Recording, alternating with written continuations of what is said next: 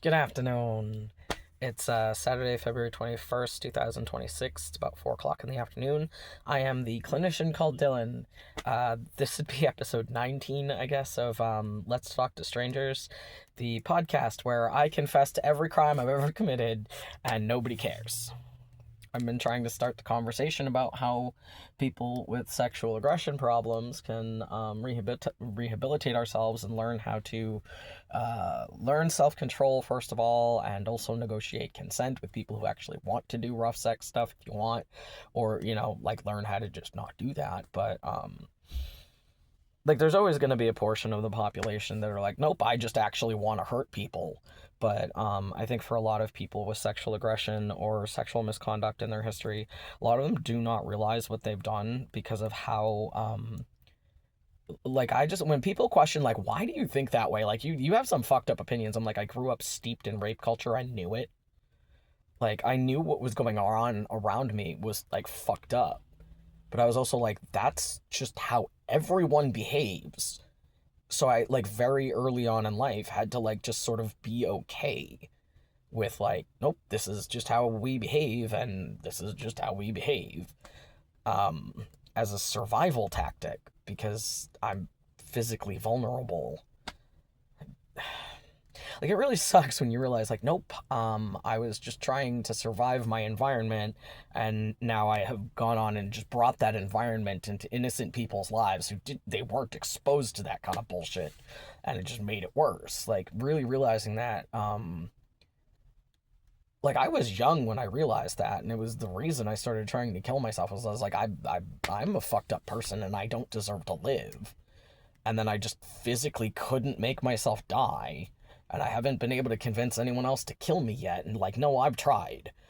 Uh, but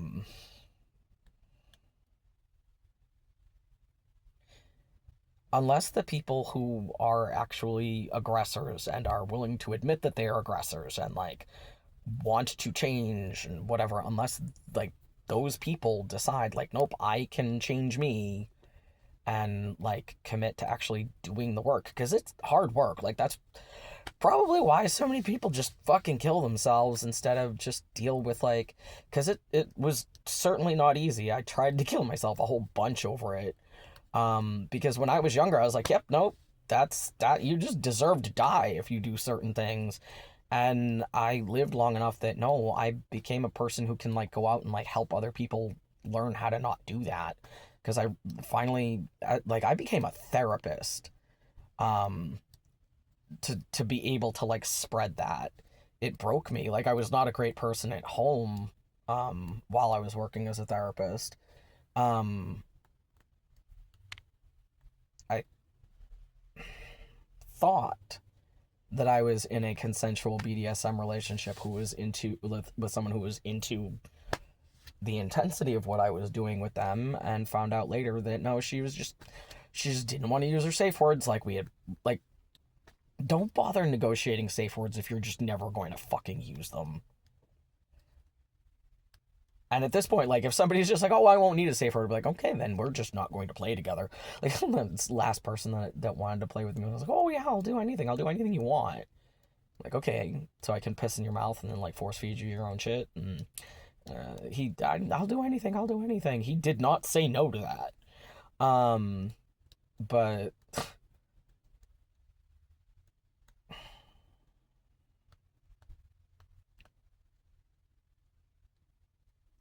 so at this point, I enjoy helping other men correct their own behavior patterns,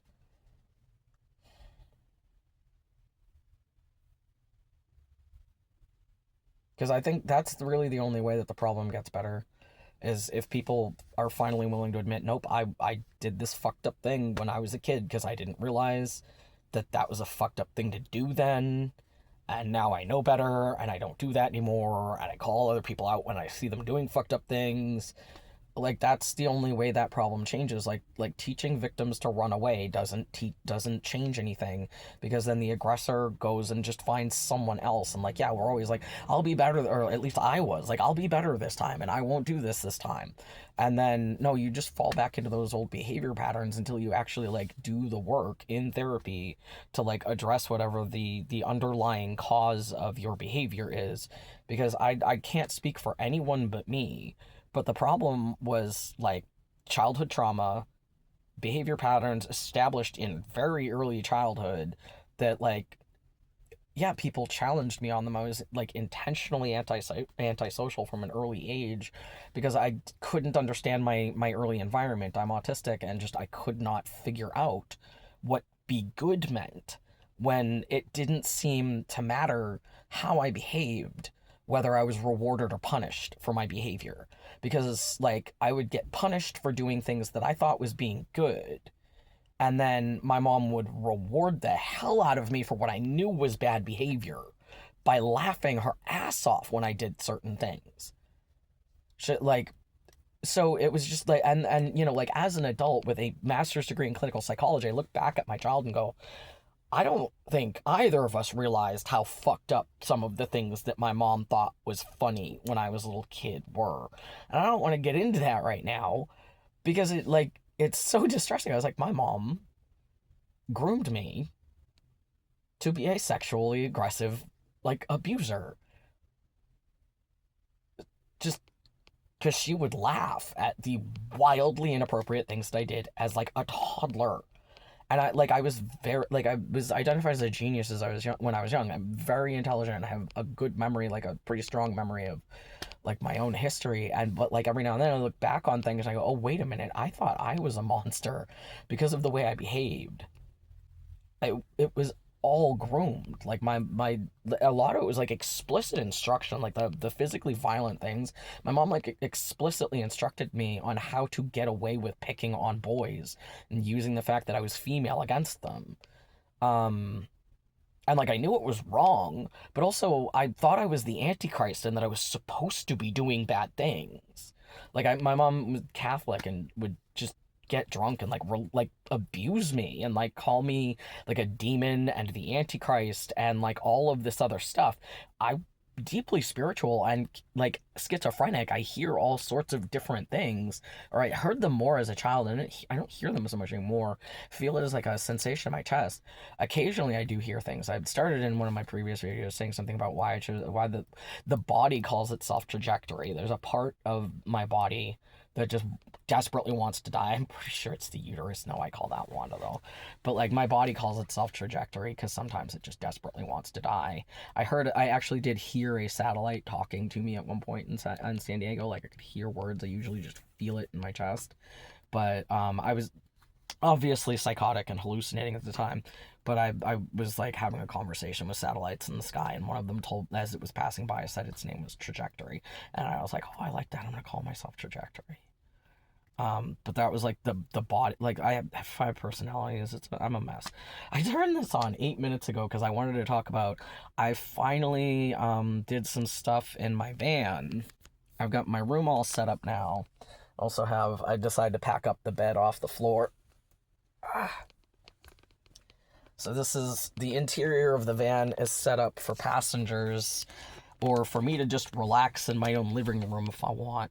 I have a little table back there that if I wanted to, I could set it up in this space. And I also have, I don't know where it is there, an air hockey table. I love air hockey. So I have like a mini air hockey table that would fit perfectly on my folding table. I have my little hanging lights, ashtray, and the cup holder. So now I have my room in the house set up. Ow. But I also have my living room in the car set up. So I can entertain guests. And this is a nice big space. I'm gonna get a couple of like floor pillows to make it a little more comfortable to sit on the floor. And if I actually have company, I'll probably move this into the back. So I'll probably move this into the back later. Anyway, I'm gonna take some time to reorganize the trunk. That's the only part of the car I haven't gotten to cleaning yet. Needs a vacuum and a wash, but... Oh, and I'm currently parked outside of the Planet Fitness. I've been here for well over an hour. I went to Goodwill and actually bought a new dress, but I'm finally ready. I'm gonna go in, take a shower, and then I have more plans tonight. Bye!